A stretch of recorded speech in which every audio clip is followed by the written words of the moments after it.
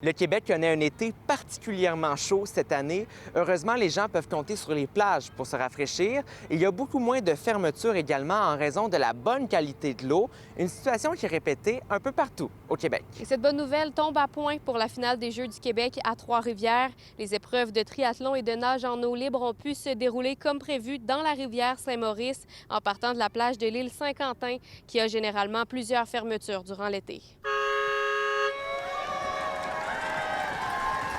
On a un super bel été, on touche du bois, ça va bien. On a eu des cotes d'eau exceptionnelles, là, vraiment en grande majorité. Tu sais, la rivière Saint-Maurice, puis on le sait, il y a un fort débit en plus cet été.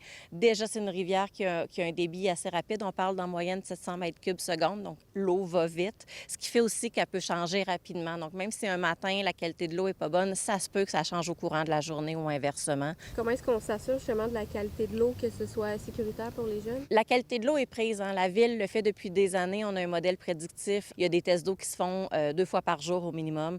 Donc là, on continue à faire ça, même que les tests sont pris beaucoup plus tôt le matin. On les reprend dans la journée. Il y a des plans B, des plans C s'il y a quelque chose, là. À Sherbrooke, la plage de Lucien-Blanchard n'a pas été fermée du tout depuis le début de la saison, contrairement à l'année dernière où la plage avait dû être fermée pendant plus de 34 jours en raison des précipitations abondantes qui entraînent des surverses lorsque le réseau d'égouts atteint sa capacité maximale. Bien, ce qu'on constate, c'est une amélioration de la qualité de l'eau qui est principalement attribuable aux travaux qui ont été faits dans les dernières années par les équipes de gestion des eaux, donc du travail sur le réseau d'égouts pour venir améliorer des choses, retirer certains contaminants. Alors, on voit que ça porte ses fruits et c'est une bonne nouvelle parce qu'à ce jour, cette année, on n'a eu aucune fermeture de la plage Blanchard. La situation au Saguenay-Lac-Saint-Jean présente quelques particularités. Depuis quelques temps, il y a plusieurs lacs au Saguenay-Lac-Saint-Jean qui sont affectés par la présence d'espèces aquatiques envahissantes. Ici, en région, on mise sur la prévention afin d'empêcher la propagation d'un plan d'eau à l'autre.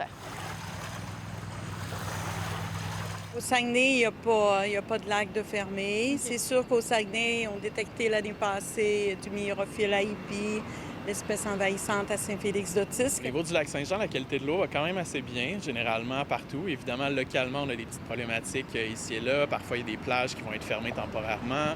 Parfois, on a des éclosions d'algues bleues verts. Qu'est-ce qu'on dit aux gens qui veulent justement profiter des plages, de leurs bateaux? Qu'est-ce qu'on leur dit? Étant donné qu'on a une bonne qualité, il faut en prendre soin. Donc, il faut faire attention à notre plan d'eau, à nos lacs, à nos rivières. On peut, si on est riverain, planter des végétaux sur la rive pour faire une ceinture de protection végétale. Si on vient naviguer sur le plan d'eau, on a des stations de lavage. Donc, on invite les gens à vraiment passer là, venir nettoyer leurs embarcations. À Alma, Frédérica Fortin-Foster. À Sherbrooke, Marc-Antoine Mailloux À Trois-Rivières, à l'Estran, pour Nouveau Info.